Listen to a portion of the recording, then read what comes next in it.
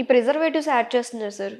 డెఫినెట్గా దాని గురించి ఏమంటారు మీరు? ప్రిజర్వేటివ్స్, కలరింగ్ ఏజెంట్స్ డెఫినెట్గా రిస్క్ అయితే పెంచుద్దండి. అంటే డైరెక్ట్ స్టడీస్ అయితే లేవు. బట్ అన్ఫార్చునేట్గా ఏమవుతుందంటే ఈ కలరింగ్ ఏజెంట్స్ కానీ ఇవి ఉన్నాయి కదండి, ఇవి రెండు రకాలు. ఒకటి సింథటిక్, ఒకటి న్యాచురల్ అనమాట. అంటే ఆ కలర్ రావడం న్యాచురల్. ఆబ్వియస్గా న్యాచురల్ అనేది యూజ్ చేయట్లేదు. చేయరు, ఎందుకంటే చాలా కాస్ట్లీ అది. సో వాళ్ళు ఏది వాడినా కూడా సింథటికే వాడతారు. కొన్ని అప్రూవ్డ్ అనమాట, it's not a problem. But problem ఏంటంటే ఎంత క్వాంటిటీ, అది ఇంత మోతాదులో అనేది యూజ్ చేస్తే మంచిది. కానీ బయట షాప్స్లో ఏంటంటే ఆ కలర్ బాగా కనపడితే వాళ్ళకి అమ్ముడు పోతాయి అనమాట.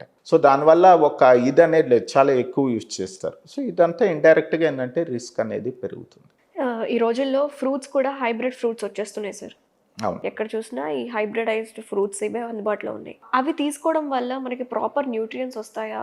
What ever the micro are macro nutrients మనకు అందుతాయి అంటారా? మీరు చాలా మంచి క్వశ్చన్ అడిగారండి. యాక్చువల్గా నేను చెప్పేది ఏంటంటే మనం ఫ్రూట్స్ అనేది ప్రతి ఒక్కరు తీసుకుంటారు, తీసుకోవాలి కూడా. దాంట్లో ఒక ఫార్ములా ఉందండి. మనం ఏ ఫ్రూట్స్ అయితే తీసుకుంటామో అదేంటంటే ఫస్ట్ సీజనల్ ఉండాలి, రీజనల్ ఉండాలి, రీజనబుల్ ఉండాలి.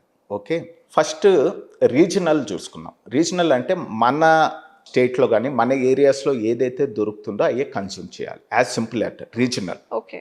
మనం అన్ఫార్చునేట్లీ ఏం చేస్తామంటే మీరు చూసారు, మీరు సూపర్ మార్కెట్లో కివీ అని రకరకాల అవకాడో అవన్నీ మన రీజన్లో ఉండవండి. So it's not related to our this thing. Even dragon fruits చాలా అమ్ముతున్నారు, ఇక్కడ పెంచేస్తున్నారు కూడా. ఇక్కడ పెంచితే ప్రాబ్లం లేదు. ఎప్పుడైతే దూర ప్రాంతాలు, ఇప్పుడు కివీ ఫ్రూట్ అంటే ఎక్కడి నుంచో తీసుకోవాలి కదా, అంటే ఏంటి దాంట్లో ప్రిజర్వేటివ్ అనేది అది ప్రొటెక్ట్ చేయాలి కదా, ప్రిజర్వింగ్ ఏజెంట్ అనేది యూజ్ చేయాలి. ఎప్పుడో పండింది, ఎప్పుడో కోసింది, మనం తినేసరికి చెప్పలేము, ఒక నెల అయ్యి ఉండొచ్చు. సో అందుకే నేను చెప్పేది ఏంటంటే ఫ్రూట్స్ డెఫినెట్గా కన్స్యూమ్ చేయండి, బట్ రీజనల్ ఉండాలి. మన ఏరియాలో ఏది దొరుకుతుందో అదే కన్స్యూమ్ చేయండి. ఇంకోటి సీజనల్ ఉండాలి. ఇప్పుడు ఏంటంటే ప్రతి ఒక్క ఫ్రూట్ అన్ని సీజన్స్లో దొరుకుతుంది.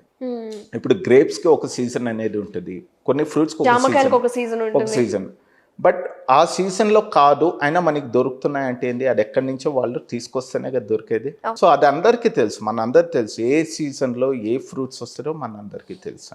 సో డెఫినెట్గా మనకి ఏ సీజన్లో ఉన్నామో ఆ ఫ్రూట్సే కన్స్యూమ్ చేయండి. ఇంకోటి రీజనబుల్గా ఉండాలండి. ఇప్పుడు మనము కన్స్యూమ్ చేసే కొన్ని ఫ్రూట్స్ అంటే ఇప్పుడు యూట్యూబర్స్ వాట్ ఎవర్ ఇస్సింగ్ వాళ్ళు ఏదైనా ఆ ఫ్రూట్ తీసుకోండి, ఈ ఫ్రూట్ తీసుకోండి, దీంట్లో యాంటీ ఆక్సిడెంట్స్ ఉంటాయి, దీంట్లో విటమిన్స్ ఉంటాయి అని చెప్తారు. బట్ రీజనబుల్ కాదు కదండి. ఎందుకంటే ఇప్పుడు సింపుల్ అండి, బ్రోకోలీ అంటారు. Yes, it's a good fruit, no doubt. But ఎన్ని మంది దాన్ని అఫోర్డ్ చేసుకోగలరండి? Fruit or vegetable? Vegetable. Example broccoli అంటారు, but it's a vegetable. But దానికి సిమిలర్ ఏంటి మన దగ్గర cauliflower. So I mean to say just ఎగ్జాంపుల్గా చెప్తున్నాను. So it should be reasonable అండి. ఎవరో చెప్పారు కదా అని మనం ఎంతో ఎక్స్పెన్సివ్, ఎంతో ఖర్చు పెట్టి తీసుకోవాల్సిన అవసరం లేదు. అందరు అఫోర్డ్ కూడా చేసుకోలేరు. Obviously middle class, lower middle class అంత స్పెండ్ చేయాల్సిన అవసరం లేదు. రీజనబుల్గా మనకు అందుబాటులో ఉండేది కన్స్యూమ్ చేసుకోండి అని. సో ఫ్రూట్స్ అనేది చాలా ముఖ్యము, డెఫినెట్గా కన్స్యూమ్ చేయండి. బట్ కొద్దిగా ఆలోచించుకొని మన దగ్గర ఏముంటాయి, ఎక్కువ ప్రిజర్వేటివ్స్ ఇట్లా లేనాటివి, ఫ్రెష్గా ఉండేటివి కన్స్యూమ్ చేస్తే మంచిది. యాపిల్స్ మీద కూడా ఒక వ్యాక్స్ కోటింగ్ లాగా వేస్తారు సార్. అవును. Is that for shining or like preservative? అది ఇది రకరకాల. ఒకటి వ్యాక్స్ అంటే చూడడానికి బాగుంటుంది కదండి, ఏదైతే చూడడానికి బాగుంటుందో అది అమ్ముడు ఈజీగా కొంటారు. As simple as that. చాలా వాటిల్లో అది ప్లస్ ఒక్కోసారి ప్రిజర్వేటివ్గా కూడా ఉంటుంది అంటారు. సో ప్రాపర్గా క్లీన్ చేసుకొని కన్స్యూమ్ చేయాలి. అగైన్ ఇంకోటి చెప్పాను, యాపిల్ అనేది మనం ఎక్కడి నుంచో మన దగ్గర ఉంటాయి కానీ చాలా చూడడానికి బాగుండవు. మన దగ్గర లోకల్ యాపిల్స్ దొరుకుతాయి మీ దగ్గర, బట్ ఏదైతే ఎక్కడి నుంచో వచ్చేటి షిమ్లా కానీ కాశ్మీర్ కానీ ఇంటర్నెట్ చూడడానికి బాగుంటాయి. So that's the thing. ఏ సీజన్లో అయినా సరే వీఆర్ గెటింగ్ యాపిల్స్ కావచ్చు, బనానాస్, ఇంకా జామకాయలు ఏ సీజన్లో అయినా దొరికేస్తున్నాయి సార్. అండ్ మీరు చూసారా సార్ జామకాయలు ఇప్పుడు ఎంత సైజులో ఉండి చాలా వరకు హైబ్రిడ్ ఉంటాయి. So let's talk about this antioxidants అనే ఫార్ములా. క్యాన్సర్ అనగానే యాంటీ ఆక్సిడెంట్స్ మంచి ఉన్న ఫ్రూట్స్ కానీ వెజిటేబుల్స్ కానీ తీసుకోవాలి అని చెప్తూ ఉంటారు. Is it true? అవునండి, డెఫినెట్గా. ఇప్పుడు ఫ్రూట్స్ అండ్ వెజిటబుల్స్లో న్యాచురల్ ఉంటాయండి యాంటీ ఆక్సిడెంట్స్. లైకోపిన్ అని ఇట్లా రకరకాలు ఉంటాయి. లైకోపిన్ సింపుల్ మన టమాటోలో ఉంటాయి, వీటిల్లో ఉంటుంది. సో ఎవరైతే ఎక్కువగా యాంటీ ఆక్సిడెంట్స్ కన్జ్యూమ్ చేస్తారో వాళ్ళల్లో ఈ అగైనెస్ట్ ఫ్రీ రాడికల్స్ ఏదైతే క్యాన్సర్ కారణం చేసే వాటికి ఫైట్ చేసే కెపాసిటీ ఎక్కువ ఉంటుంది అన్నట్టు. వాళ్ళ ఇమ్యూనిటీ అనేది ఎక్కువ ఉంటుంది. అందుకే సో అవి ఎక్కడ దొరుకుతాయి మనకి? అన్ఫార్చునేట్లీ మనం ఎక్కువ ఏం కన్జ్యూమ్ చేసి చాలా మటుకు ప్రాసెస్డ్ ఫుడ్డే తీసుకుంటారు, బయట ఫుడ్డే తీసుకుంటారు. దాంట్లో ఉండదండి, ఇవి చాలా మోతాదు చాలా తక్కువ ఉంటుంది, ఆల్మోస్ట్ ఉండదు. సో మనకి న్యాచురల్గా ఉండేటి ఏంటి, ఫ్రూట్స్ అండ్ వెజిటబుల్స్లోనే ఎక్కువగా ఉంటాయి. కాబట్టి ఫ్రూట్స్ అండ్ వెజిటబుల్స్ ఎక్కువగా మన ఇంట్లో వండుకొని ప్రాపర్ కర్రీస్ అవి కన్సూమ్ చేయండి అని చెప్పడం అందుకే. ఇంకోటి స్ట్రెస్ వల్ల కూడా క్యాన్సర్ వస్తుంది సార్? మంచి క్వశ్చన్ అడిగారండి. అంటే ఇప్పుడు డైరెక్ట్గా అయితే కాదు, ఇప్పుడు స్మోకింగ్ కాసెస్ క్యాన్సర్ అంటే direct relation, direct. Okay. But stress అనేది ఏమవుతుందంటే మీరు మంచి క్వశ్చన్ అడిగారు, అది ఇండైరెక్ట్గా కాజ్ చేస్తుంది. ఎందుకంటే అగైన్ నేను ఇందాక ఫస్ట్లో మనం మాట్లాడుకున్నాం ఇమ్యూనిటీ అని. ఎవరిలో అయితే స్ట్రెస్ఫుల్ లైఫ్ స్టైల్ ఉంటుందో, అన్ఫార్చునేట్లీ మన urban especially those or Hyderabad కానీ ముంబై కానీ మెట్రోస్లో ఉండే వాళ్ళలో స్ట్రెస్ఫుల్, మనం నిద్ర లేచిన దగ్గర నుంచి మనకి స్ట్రెస్ అనేది ఉంటుంది. ఒకటి మనము ట్రావెల్ చేయాలి, ఉన్న ఏరియా నుంచి వర్క్ ప్లేస్ చాలా దూరం ఉంటుంది, మన ట్రావెలింగ్ కానీ ప్లస్ టార్గెట్స్ ఉంటాయి, ఇట్లా రకరకాల ఓవరాల్ ఇవన్నీ వల్ల స్ట్రెస్ అనేది చాలా ఎక్కువ ఉంటుంది. ఎవరిలో అయితే స్ట్రెస్ ఎక్కువ ఉంటుందో వాళ్ళల్లో ఇమ్యూనిటీ తక్కువ ఉంటుందండి.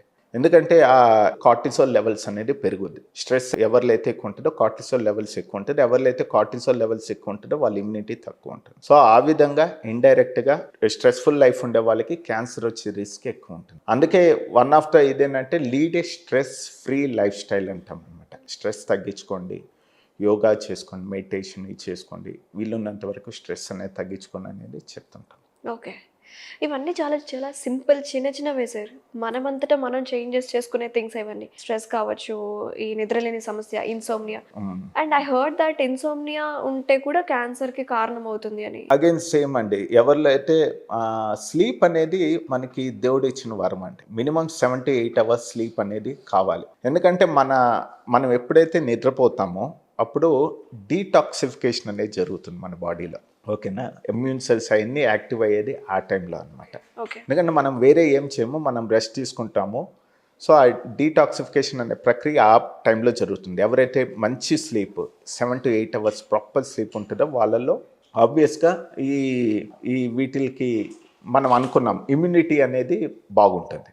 ఎవరైతే స్లీప్ తక్కువ ఉంటుందో ఇమ్యూనిటీ తక్కువ ఉంటుంది, కాబట్టి క్యాన్సర్ వచ్చే రిస్క్ ఎక్కువ. సార్ ఇప్పుడు మేజర్ క్యాన్సర్స్ గురించి మాట్లాడుకుంటే ఎస్పెషల్లీ ఫీమేల్స్లో బ్రెస్ట్ క్యాన్సర్ ఒకటి, సర్వైకల్ ఒకటి, యూట్రైన్, ఎండోమెట్రియల్ క్యాన్సర్స్ ఉన్నాయి. సో బ్రెస్ట్ క్యాన్సర్ మీ ఎక్స్పీరియన్స్లో ఎంత తక్కువ ఏజ్ వాళ్ళు వస్తున్నారు సార్ ఎఫెక్ట్ అవుతున్నారు? బ్రెస్ట్ క్యాన్సర్ మీరు చెప్పినట్టు మోస్ట్ కామన్ క్యాన్సర్ అండి. అన్ఫార్చునేట్గా మనము యంగ్ ఏజ్లో కూడా చూస్తున్నాం. ఒకప్పుడు బ్రెస్ట్ క్యాన్సర్ అనేది ఒక 50, 60, 70 ఆ ఏజ్లో ఎక్కువ చూసేవాళ్ళము. అగైన్ మన లైఫ్ స్టైల్ చేంజెస్ అండి. ఇప్పుడు ఎందుకంటే ఒబేసిటీ అనేది ముఖ్య కారణము. యంగ్ ఏజ్లోనే వాళ్ళు ఒబీస్ ఉంటున్నారు బికాస్ ఆఫ్ లైఫ్ స్టైల్ అనమాట. ప్రాపర్ డైట్ తీసుకోరు, processed food, ultra processed food, lack of exercise. Obesity వల్ల చిన్న ఏజ్లోనే, అంటే చిన్న age in the sense even 30sలో కూడా క్యాన్సర్ వచ్చే రిస్క్ పెరుగుతుంది.